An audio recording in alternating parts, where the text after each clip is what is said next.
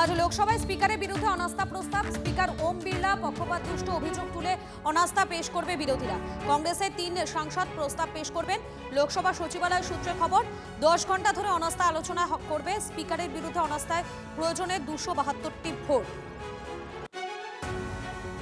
NDA সাংসদ 293, বিরোধী সাংসদ 238 জন। ভোটাভুটির সময় কতজন উপস্থিত তার উপরে নির্ভর করবে এই প্রস্তাবের পাশ ফেল। উভয় পক্ষই সভায় উপস্থিতের হুইপ জারি করেছে। প্রস্তাবের পক্ষে ভোট দিতে পারে Trinamool. UEM Jaipur is a perfect target for prospective students aspiring for good jobs, good education with future-ready skills.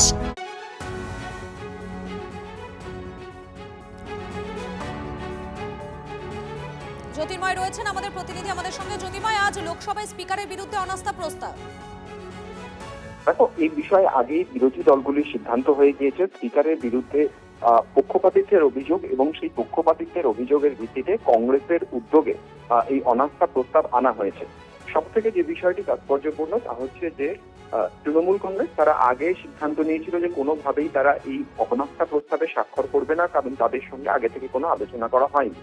কিন্তু নতুন করে গত পরশু যে সিদ্ধান্ত গৃহীত হয়েছে তাতে জানানো হয়েছে যে এই অনাস্থা প্রস্তাবের পক্ষে ভোট দেবে তৃণমূল কংগ্রেস, অর্থাৎ অনাস্থা প্রস্তাবে তারা সামিল হচ্ছে।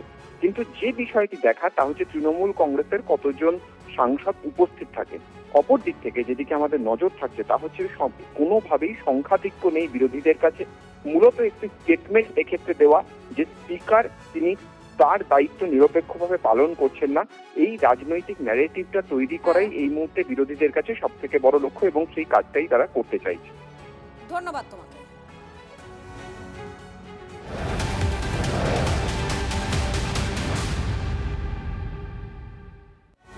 খেলা হবে নয়, খেলা শেষ। মথুরাপুরে অমিত শাহের পাল্টা সভা করে এক স্যান্ডেলে খেলা শেষ বার্তা অভিষেক বন্দ্যোপাধ্যায়। 21-এর ভোটে তৃণমূল স্লোগান তুলেছিল খেলা হবে। 26-এর বিধানসভা নির্বাচনের আগে সমাজ মাধ্যমে খেলা শেষ বলে কেন্দ্রীয় স্বরাষ্ট্রমন্ত্রীকে কটাক্ষ তৃণমূলের সর্বভারতীয় সাধারণ সম্পাদক। নিজের সভার ভিড়ের ছবি পোস্ট করে কটাক্ষ অভিষেকের।